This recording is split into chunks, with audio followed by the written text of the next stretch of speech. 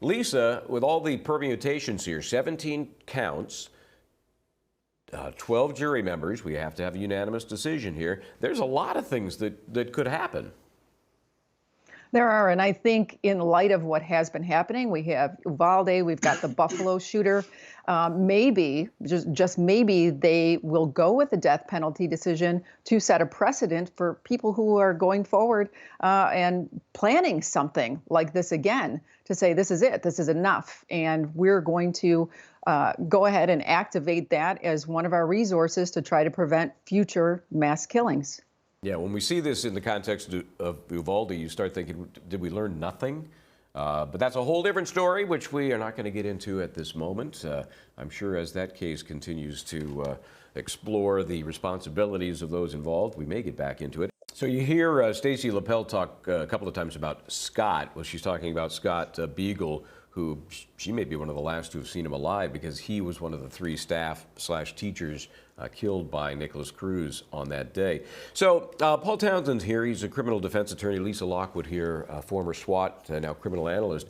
Let's talk about the teachers, the heroes, some of the unsung heroes from this particular day. A lot of them, from the testimony we've heard, thought, oh, this is a drill, because they told us earlier in the year, remember this was February, middle of February, the 14th, they're going to have kind of a surprise drill. You won't know it's coming. We're just going to give it to you. And so a lot of them thought initially, well, this is a drill. I don't know if that matters or not. Lisa Lockwood, what do you think about this concept that we'll train you, then we'll spring a drill on you, and them just kind of thinking, well, this must be a drill. They told us the drill's coming at some point. Yes, the whole idea of having these drills is to make it as realistic as possible and telling them that it will be a surprise and you're not going to expect it. They were trained in January. This happened February 14th. So, probably within a month of having that training. And don't forget, earlier that day, there was also a fire alarm. So now you've got 2 peculiar things happening. You had a fire alarm that went off. It wasn't a fire, so people were evacuated for that. And then later on in the afternoon, it's like, oh, here we go again. And you're hearing fire alarms go off, and now you're hearing shooting. So I just think the impact of that entire day caused people to speculate on whether or not, is this the drill? What's happening? And how do we prepare for it? But I think with future drills going forward all across the nation and all of our schools, that they truly are trained to look at every single drill or scenario as a real life situation. It has to, because it's the only way that you're going to be able to protect your students and not have a laissez-faire attitude about it. It's real, and let's go ahead and do this. I'm thankful for all the alcoves that they had in those hallways. I don't know if the construction was made that way on purpose, boy, but it saved a lot of people. Yeah, and unfortunately now it's a reality that as part of the curriculum, as it were, you've got to just have these plans in place. Very interesting speech pattern there by Mr. Rospersky. I don't know if because he's from Michigan, the Upper Peninsula, or Lisa Lockwood. I'm not sure when he's talking about what's happened, it's just kind of a clipped, kind of an interesting way to do it. Maybe it's his own defense mechanism that he doesn't get emotional about it. It's just like, this happened, and then we did this, and then this. What's your take on his testimony and what he experienced that day?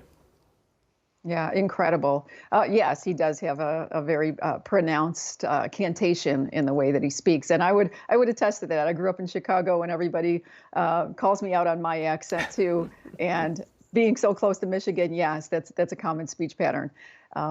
But what he did, I mean, the action that he took. Here was a man who is familiar with firearms, familiar with shooting, knew that this was serious, and just started to protect the kids and do what he can. He even came across somebody on a stairwell, a woman on a stairwell, who he felt that he wasn't able to save because she appeared to be deceased at that point, and he just kept running for cover.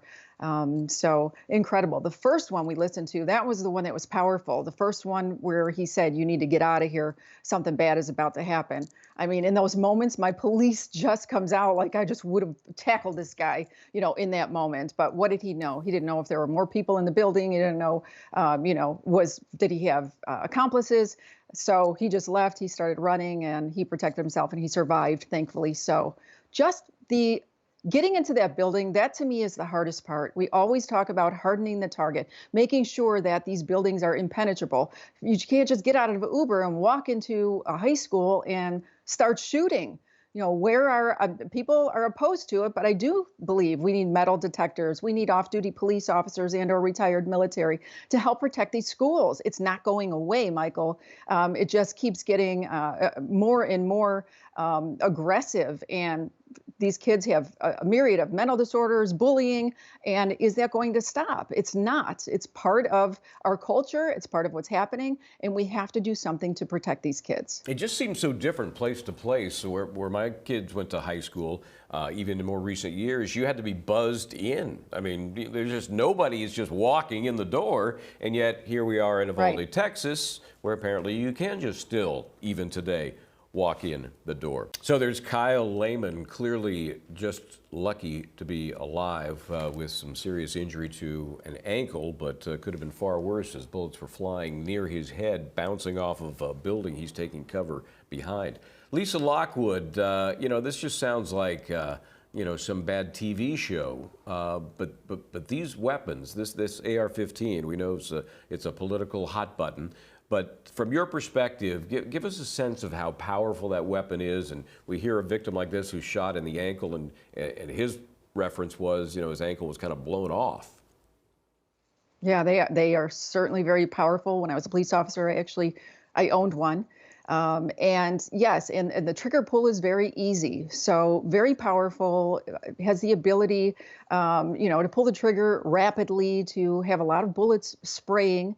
And yes, the damage that it does to a body. What is even more powerful here is the fight or flight that this individual had, to not even realize until he looked down. And a lot of them said, I didn't know I was shot. I didn't know I was shot. So the human body, the adrenaline, what happens to allow people to still function and get to safety before they even realize what happened to them. This is a testament to that. So he was able to get out of that building with a blown out ankle and get to safety eventually. And he was certainly focused on the flight. So he did it, and now he's here talking about it. It's incredibly powerful. Yeah, we've heard some witnesses say, yeah, I felt like a paintball hit me. A paintball? And Director Ed pointed out that this guy says he has a blown off ankle, but he's running, his words, I'm running to, Right. that's, you're right. The fight or flight, it's a powerful motivator.